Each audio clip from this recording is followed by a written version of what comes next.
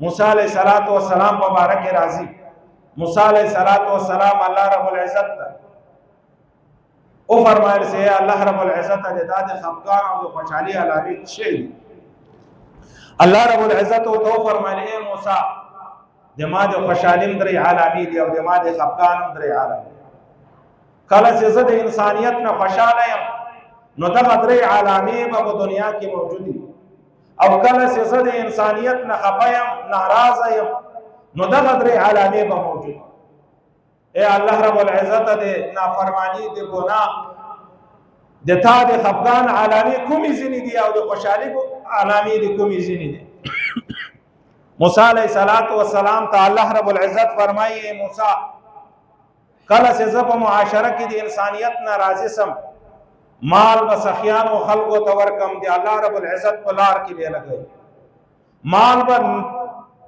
جمع کول نه غواړي بلکې څومره مال سي ګټي دی الله رب العزت په لار کې به په دین په کار کې لګي، کار کې به لګي چې هغه د آخرت لپاره ذخیره کیږي. دومره علامه د ما د راضي والے دا د سبب حکمرانان په انسانیت باندې عادلان او خيار خلق به حکمرانان کم لخپل رعیت سره به انصاف کی، لخپل خلق سره به ډیر محبت انس او محبت لدی، د خپل رعیت سره به محبت یا لخپل رعیت سره به عدل او انصاف کوي، لچا سره به معاشره کی نا انصافی او ظلم او زیاتی نه کیږي. درېمه علامه موسی علیہ الصلوۃ والسلام ته الله رب العزت فرمایل بارش باران به په وخت باندې کیږي. کله چې انسانیت د الله رب العزت مخلوق باران ته محتاج ای ضرورت لري په هغه وخت کې به الله رب العزت فرمایي فیصله د باران کیږي، باران به په وخت باندې را نازلېږي، باران به په وخت باندې کیږي.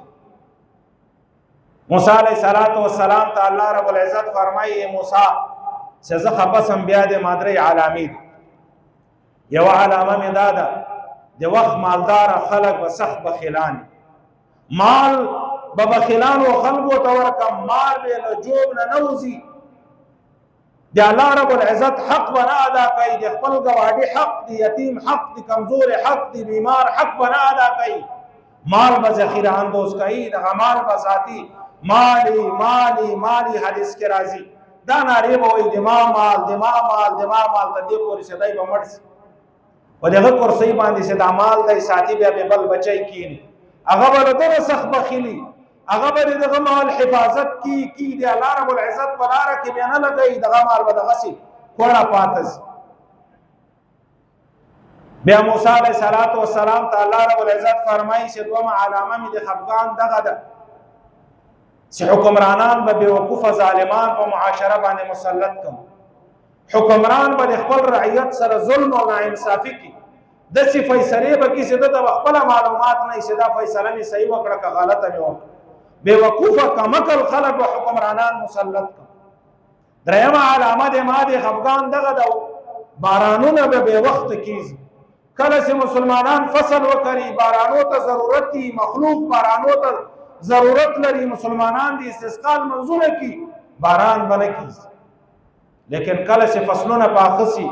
کله چې باران درېدو ته ضرورت دي، د مال جانب نه په فیصله دي باران وسی، فصلونه به تباسي، زندگی بل انسانانو مفلوج او بند سي. دغه درې علامې دي الله رب العزت له جانب نه د خفقان د موسی علیه السلام ته الله رب العزت فرمایي